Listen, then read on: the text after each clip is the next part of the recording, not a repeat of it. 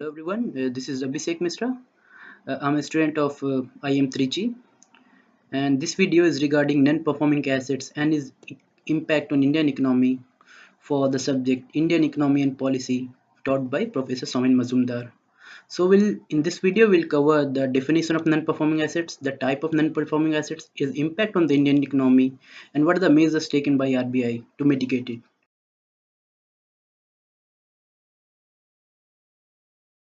So to start with the first thing, what are non-performing assets?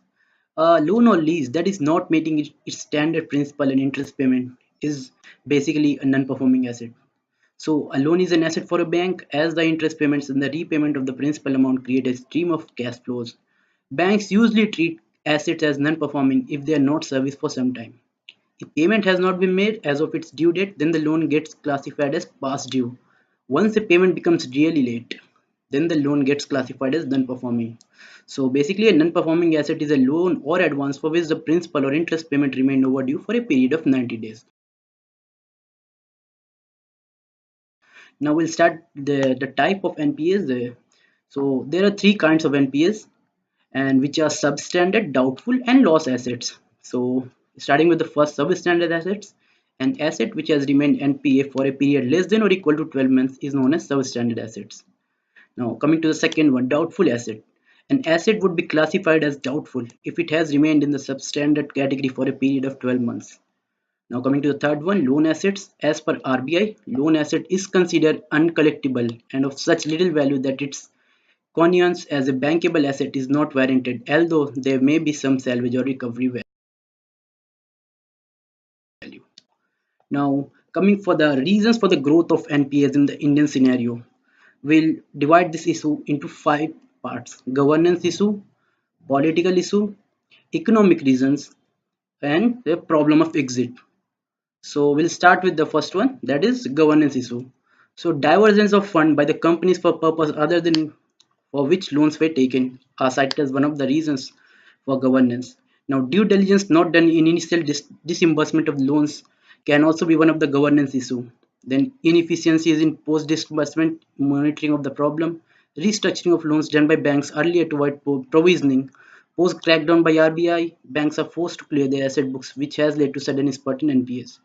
Also, during the time of economic boom, overt optimism shown by corporate was taken on face value by banks and adequate background check was not done in advance loan. Now coming to the economic reasons. Economic downturn since 2008 has been a reason for the increasing bad loan. Now global demand is still low, due to which exports across all the sector has shown a declining trend for a long. Now, in the case of sectors like electricity, the poor financial condition of most SEBs is a problem. In areas like steel, the collapse in global prices says that a lot more loans will get stressed in the months ahead. Also, in the Economic Survey 2015, it was mentioned that over leveraging by corporate as one of the reasons behind rising bad loans. Another factor that can contribute to the low level of expertise in many big public sector banks is the constant rotation of duties among officers and the apparent lack of training in lending principle for the loan officers. Now, coming to the third reasons, that is political reasons. Maybe policy paralysis seen during the previous government affected several PPP projects and key economic decisions were delayed, which affected the macroeconomic stability, leading to poorer corporate performance. Chronic capitalism is also said to be blamed. Under political pressure, banks are compelled to provide loans for certain sectors which are mostly stressed. Now, coming to the fourth, it's the problem of exit. So, in the absence of a proper bankruptcy law, corporate face exit barriers which lead to piling up of bad loans. Corporate often take the legal route, which is time consuming, leading to problem of the banks. Now, what are the impact of the NPAs? We'll discuss it. So, the first impact of NPA is the higher is the amount of NPA, the weaker will be the bank's revenue stream. The second one is Indian banking sector has been facing the NPA issue due to the mismanagement in the loan distribution carried out by the public sector banks. As the NPOs of the bank will rise, it will bring a scarcity of funds in the Indian markets. Few banks will be willing to lend it if they are not sure of the recovery of the money. The shareholder of the banks will lose of money as banks themselves will find it tough to survive in the market. This will lead to a crisis situation in the market. The price of loans, interest rates, and all other rates will shoot up badly. Shooting of interest rate will directly impact the investor who wish to take loans for setting up infrastructure or industrial projects. It can also impact the retail consumers who will have to sell out a huger interest rate for a loan. All these factors would combine to hurt the overall demand in the Indian economy. And finally, it will lead to lower growth and higher inflation because of the higher cost of capital. Now we'll discuss the current developments on the NPA.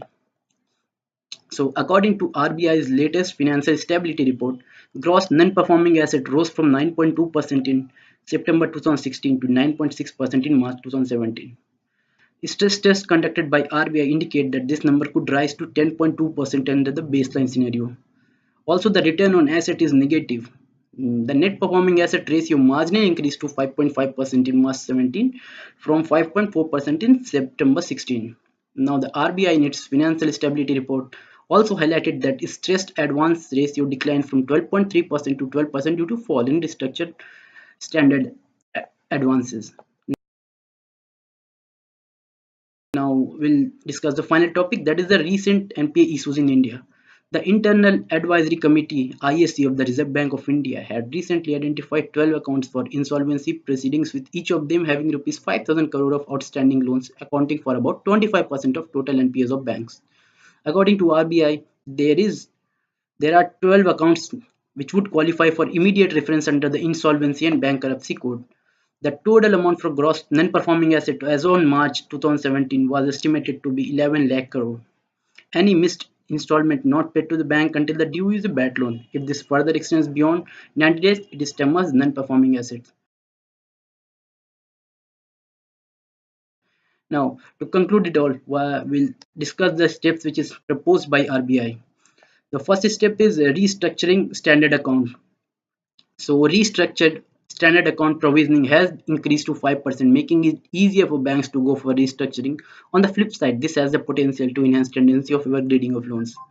RBI has directed banks to give loans by looking at CIBIL score and is encouraging banks to start sharing information amongst themselves.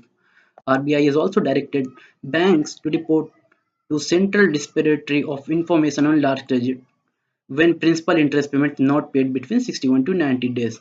RBI has asked banks to conduct sector-wise activity of NPA. And finally, SEBI has eased norms for banks to convert debt of distressed borrowers into equity. So this was all about NPA and its impact on Indian economy. Thank you.